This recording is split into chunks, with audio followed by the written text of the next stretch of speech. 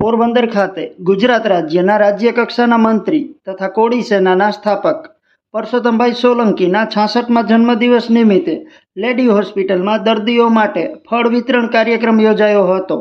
કાર્યક્રમ દરમિયાન દર્દીઓના આરોગ્ય અને સુખાકારી માટે શુભેચ્છાઓ પાઠવવામાં આવી હતી।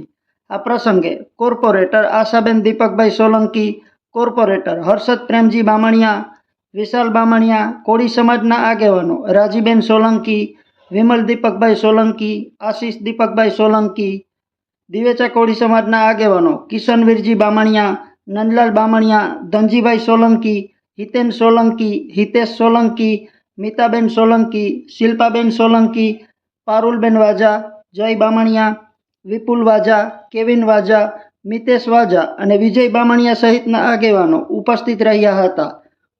ઉપસ્થિતોએ પરસોત્તમભાઈ સોલંકી નિરોગી રહે અને સમાજ સેવાના કાર્યો સતત કરતા રહે તેવી શુભેચ્છાઓ પાઠવી હતી।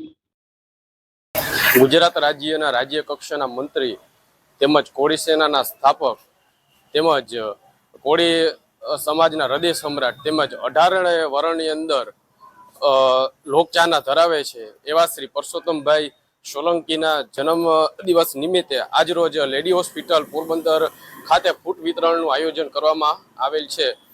આ ફૂટ વિતરણ આયોજનની અંદર સમાજના રાજકીય આગેવાનો તેમજ સામાજિક આગેવાનો પણ ઉપસ્થિત